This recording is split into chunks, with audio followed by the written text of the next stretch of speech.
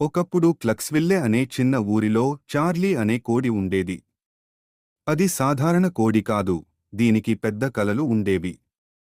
అదేమో ప్రధాని అవుదాం అనే ఆలోచన చేసేది. ఒకరోజు ఉదయం చార్లీ ఊరి మధ్యలోకి వచ్చి, నేనే మీ తదుపరి అధ్యక్షుడు అవుతాను అని అట్టహాసంగా ప్రకటించుకుంది. ఆ మాటలు విన్న పశువులు నవ్వాయి, పందులు మట్టిలో దూకుతూ నవ్వాయి, బాతులు కూడా పిచ్చి పిచ్చిగా క్వాక్ చేశాయి. కాని చార్లీ నిరాశ చెందలేదు. అది చిన్న కోటు వేసుకుని ఒక పెద్ద పోస్టర్ వ్రాసింది, మార్పు కోసం ఓటు వేయండి. అది ఇచ్చిన హామీలు: అందరికీ ఉచిత గోధుమలు, రాత్రి నిద్రకి ఎలాంటి జాగరణ ఉండదు. కోడి తమ్ముడు ఇంతకే కోపంగా మారాడు.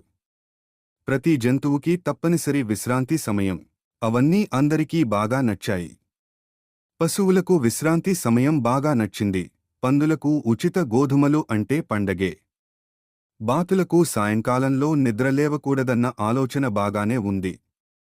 తరువాత చార్లీ మరియు మేయర్ మూకు, ఊరి ప్రధాన పశువు, మధ్య పెద్ద ఎన్నికల డిబేట్ జరిగింది.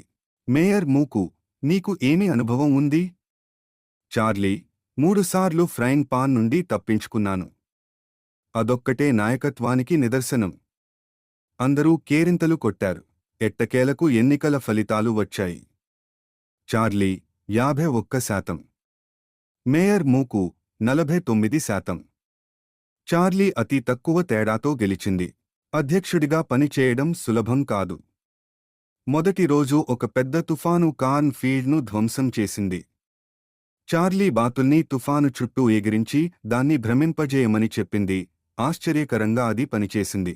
చివరికి చార్లీ కేవలం క్లక్స్విల్లే అధ్యక్షుడిగానే కాక ఒక గొప్ప నాయకుడిగా గుర్తించబడింది. ఈ కథలోని నేర్పు: ప్రపంచం నిన్ను ఒక సాధారణ కోడిగా చూసినా నీవు పెద్ద నాయకుడిగా ఎదగగలవు. అఖండమైన వినోదం కోసం హ్యాపీ టూన్ టీవీని సబ్స్క్రైబ్ చేయండి.